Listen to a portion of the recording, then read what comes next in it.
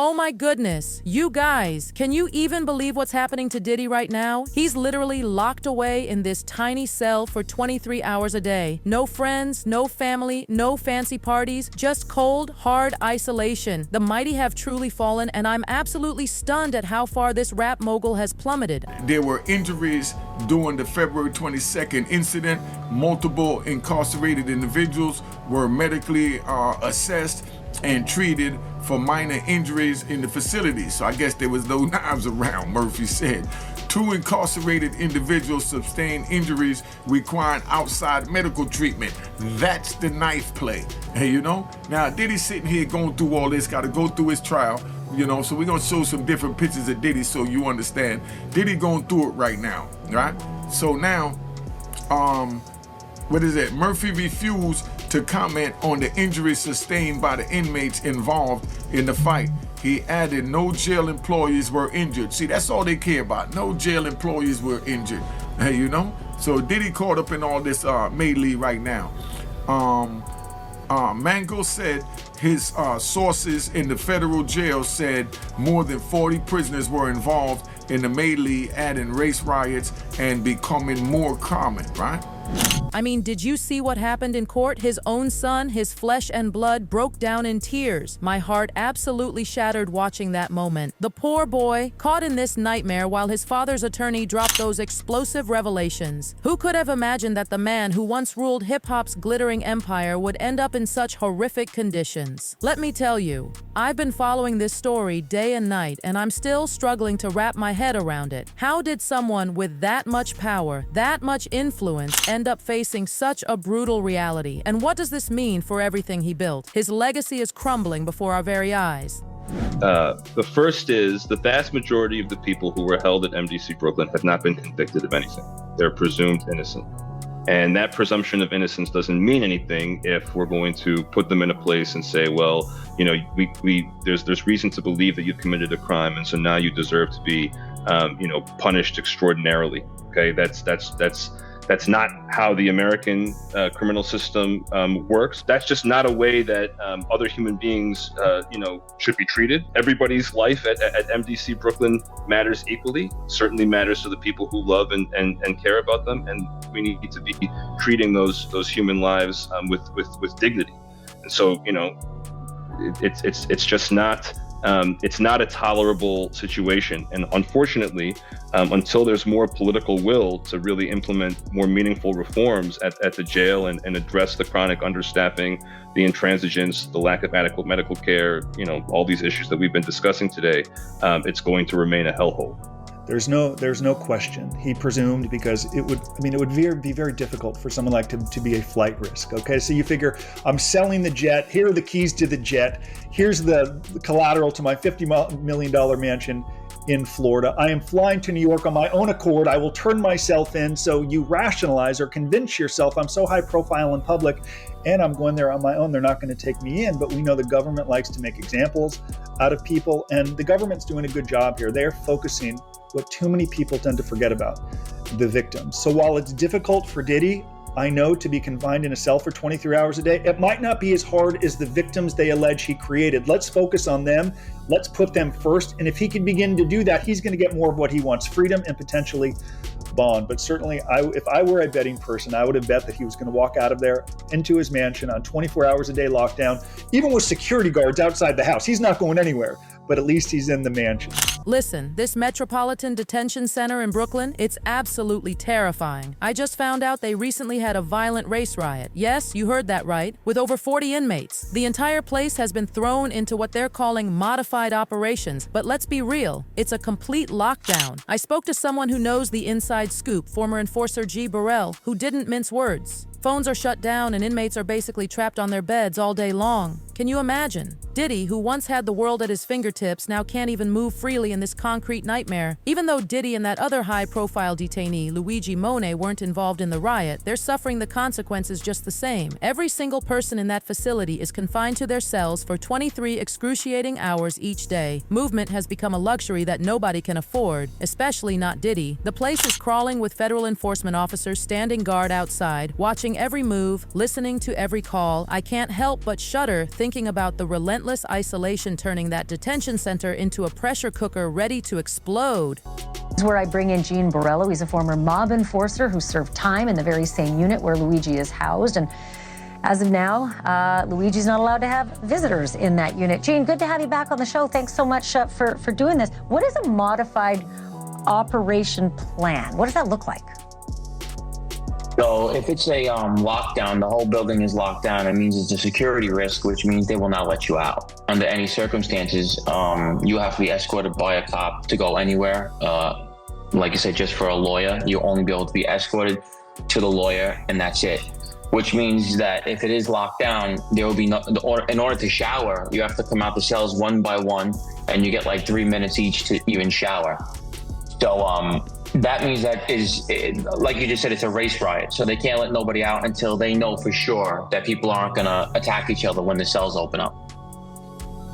So, I mean, it sounds like it's miserable. If you can't have any freedom within an arrangement where you have no freedom, it sounds like this is going to make a lot of people mad. Well, they don't really care. And let me tell you what's going to happen here. It could even go, if it was gang members, let's just say if it's like two big, powerful gangs that are killing each other, they'll lock it down countrywide in the feds. They won't let nobody out in the feds because when gangs beef with each other, it goes through the whole system. We sorry to interrupt. We heard that, where Luigi and Diddy are, it's different, right? It is not the same. Yes. It's not your dad's lockup. Right. How will this modified plan, though, affect them? And might these race riots move their way into that unit as well? What happens to them? How different will their daily activities be? Well, like I said, they're in dorms, so you're just going to be on your bed, but there'll be no phones. I mean, if you get a nice cop, I mean, I'm pretty sure the phones are probably shut down, so you won't even be able to use the phones at all. You'll basically just be on your bed all day. You go to the bathroom and back to your bed. It depends on the officer you have on. He might let you sit in the day room. Not supposed to, but you won't be able to go into the room and work out. You have to stay on your bed, and that's it. There's no commissary. There's no movement in the building. There's nothing. Just get your meals, and that's it. Can't imagine that. I can't imagine any of it, for starters. But I have about 10 seconds left, but I have to ask you this. How long could this go on? So I've seen it go on for a month. It depends on who's beefing with each other. If it's something that can trickle down to all the prisons, they won't let you move. They don't care how long it is. It has to be cleared up.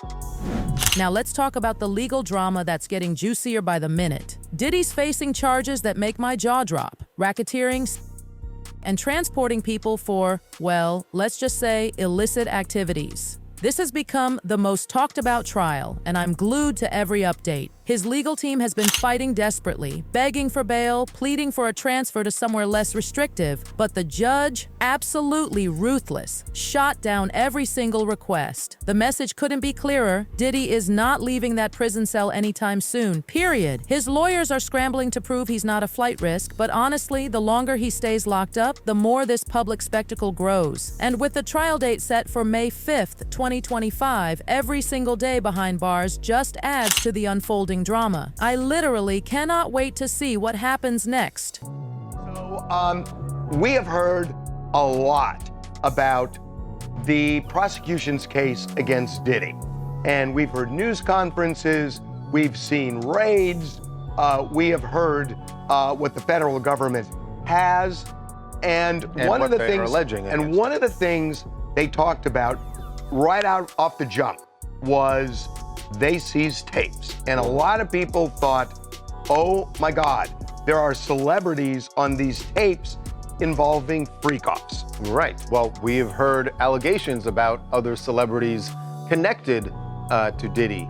But the people on Diddy's side say, we're getting things all mixed up here. And she blames the media. Right. She being Tenny Garagos, who is one of the attorneys representing Diddy in the federal indictment, in the criminal case against him. And she sat down with Harvey and Mark Garagos for their Two Angry Men podcast. Yes, Tenny is Mark's daughter, but this is the questioning. You got into talking about what Diddy's defense was going to be.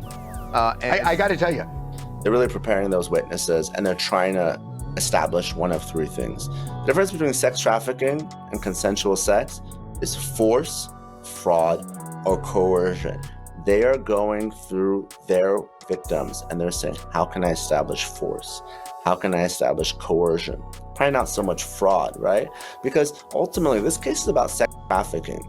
You know, there's prostitution counts, and prostitution is different. Prostitution just means that the sex happened, but there was an exchange of something of value. But the feds aren't trying this case to convict Diddy of prostitution. They want to get to sex trafficking.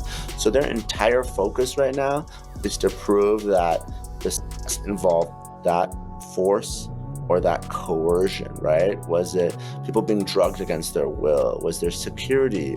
Were there weapons, right? That's why even though he wasn't charged with the weapons violation, they really talked about the rifles, the assault rifles in the indictment. So I think that's going to be the focus of the Department of Justice in this case. How can we improve that force?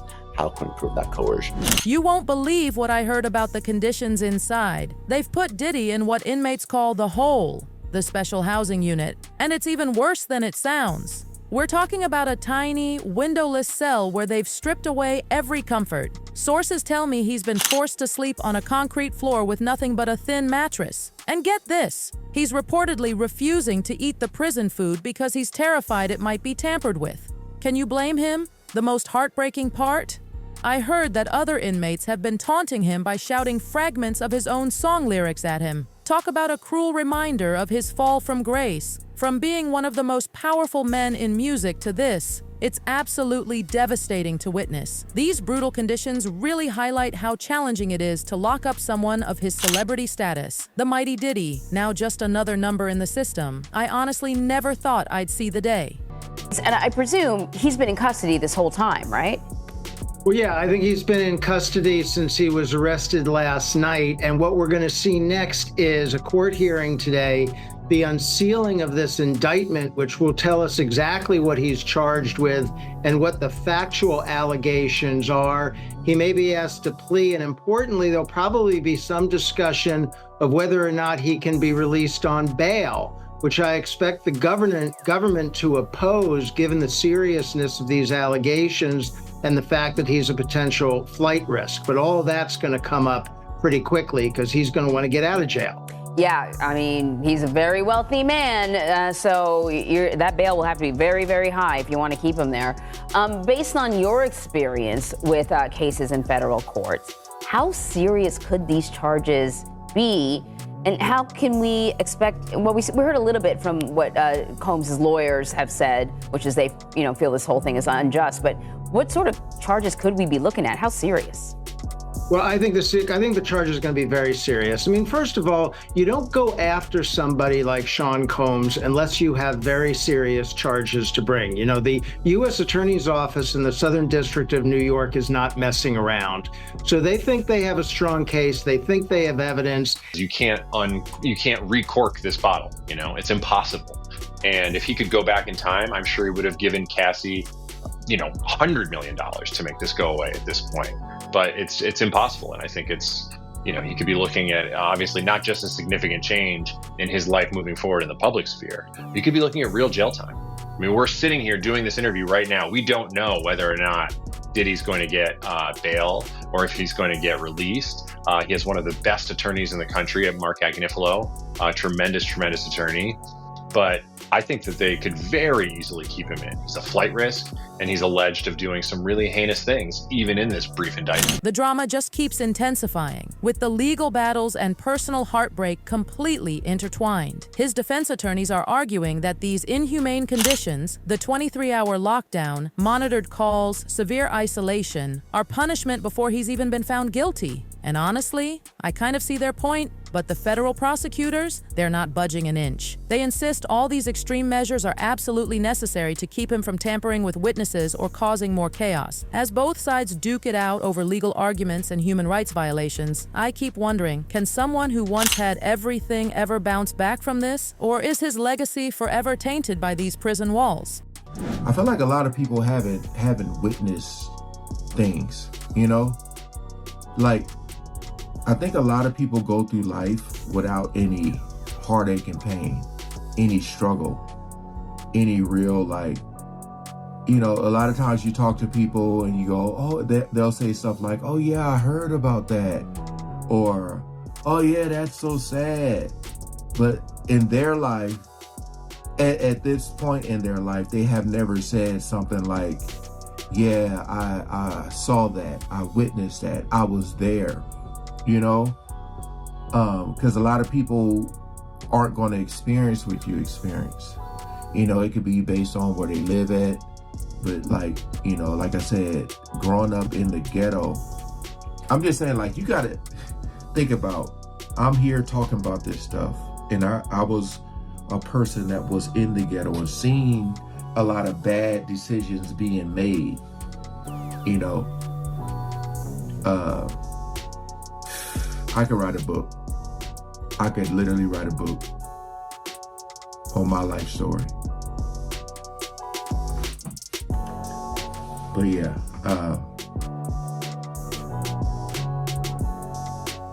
I don't know, like, that's why it's like, because, you know, a lot of people talk about the Luigi situation.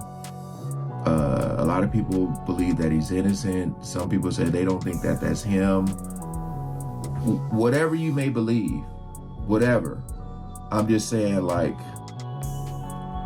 once you get in jail, it's like all bets are off. Everything about this shocking saga, from the brutal lockdown conditions to that gut-wrenching moment when his son broke down in court, points to one harsh reality. The system has Diddy in its grip, and it is not letting go. That judge's ruling that he'll remain behind bars echoes through every monitored phone call, every isolated hour. Seeing his son's emotional breakdown gave us a rare glimpse into the personal devastation this public scandal has caused. As I follow every twist and turn of this unfolding drama, it's clear that the stakes couldn't possibly be higher. The legacy of this once untouchable icon now hangs by a thread. It really makes you wonder, can fame ever truly protect you from facing consequences? In Diddy's case, it seems the answer is a devastating no. The truth is hitting him as hard as those prison walls, and I'm breathless waiting to see what happens next. Absolutely, and I'm sure the judge really looked into that, because although we know that these are allegations, there's been no evidentiary hearing as to whether or not these actually rise to the level of obstruction. Just the idea that he is not even following the rules that are enlisted by the prison is already a sign to the judge that he may not follow any conditions that are set forth. And so those type of allegations, you know, whether or not there's been an evidentiary hearing, just speaks to the actions of the individual while incarcerated. And if you're not having good behavior at that time, the judge is going to look to say that, you know, even if you're let out and left to your own devices, it's not going to get any better. So that has not played in his favor at all. So in their most recent filing, the government writes, the government's grand jury investigation of the defendant, including the defendant's obstruction related to this criminal case, is continuing. As part of that investigation, the government has sent grand jury subpoenas and document requests to the Bureau of Prisons, the BOP, for the defendant's monitored communications, including calls and emails. From those materials, the government has learned that the defendant has persisted in engaging in obstructive conduct since he entered BOP custody. Among other things, the defendant has engaged in unauthorized communications practices, including three-way calling on the monitored phone lines, use of other inmates' phone access code, or PAC numbers, to make phone calls on the monitored phone line, and use of a third-party text messaging provider through the BOP's monitored email system. Each of these methods of communications is prohibited by BOP. Furthermore, as set out in the government's November 15, 2024 brief, the defendant used these unauthorized methods of communications to continue to engage in obstruction, including by instructing third parties to reach out to witnesses and attempting to influence the jury pool in this criminal case. Now look, prosecutors, they previously cited as an example this call from October 4th, where apparently he's speaking from jail to one of his adult sons. When you connect all the dots, the judge's declaration that Diddy will not be released sends chills down my spine. It's such a grim reminder that no amount of celebrity status or influence can override the system when it decides to come for you. Meanwhile, the public, including yours truly, can't look away from this train wreck. Every new development adds another layer to a case already drowning in controversy. That heartbreaking moment when his son broke down in court, it's the perfect emotional counterpoint to Diddy's defiant stance. A man once considered untouchable, now brought to his knees. It really makes you question what the true cost is of living life in the spotlight. And trust me, this story is far from over. Is this grim lockdown the final piece in solving the puzzle of Diddy's downfall? Are the inhumane conditions and his son's emotional breakdown the missing pieces that redefine power in hip-hop? Or is this just another shocking twist in a high-stakes game where even the system can't contain the whole truth? If you want to stay ahead of every jaw-dropping development in Diddy's legal nightmare, hit that like button right now, subscribe, and turn on notifications because the truth is coming out piece by scandalous piece, and believe me, you do not want to miss a single shocking detail.